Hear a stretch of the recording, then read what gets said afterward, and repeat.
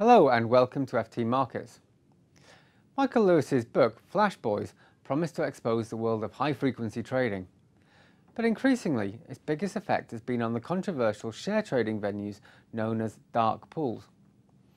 These venues are promoted as a way for asset managers to trade large blocks of shares without moving the market. The US stock market has fragmented into around a dozen exchanges and 45 alternative trading venues. More than a third of daily trading is executed away from public exchanges, leaving regulators concerned that public markets may no longer reflect the most up-to-date information.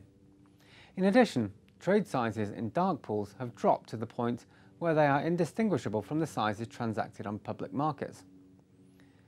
And as we can see, they tend to be dominated by US broker-dealers. IEX, the star of Michael Lewis's book and planning to apply to register as a stock exchange, is also in here.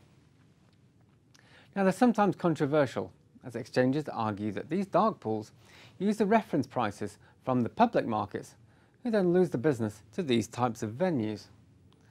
The problem is that US markets regulators keep finding infractions from operators.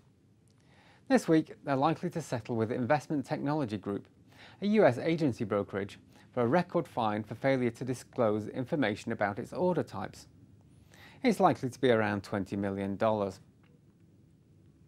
Now, as we can see, there's been a steady increase and clampdown in the number of fines, starting with Pipeline, running all the way to UBS earlier this year.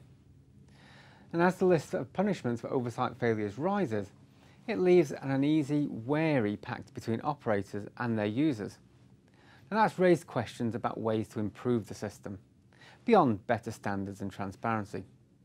Some have called for technological improvements, like standardising timestamps. Now, others say a more radical approach, involving automated reasoning tools for banks and exchanges to verify their trading patterns immediately, is what's needed.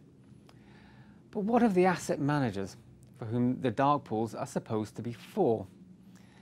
In effect, a switch to an electronic world shows their predicament.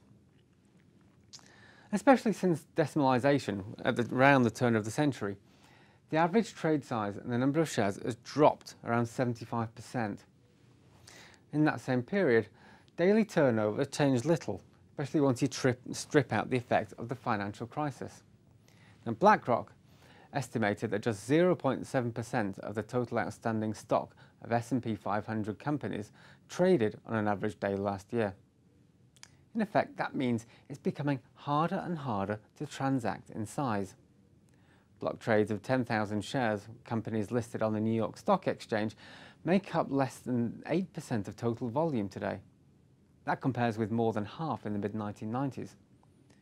So some asset managers are now questioning whether they need a more fundamental change so that they can continue to trade large orders while still shielding them from both banks and high-frequency traders.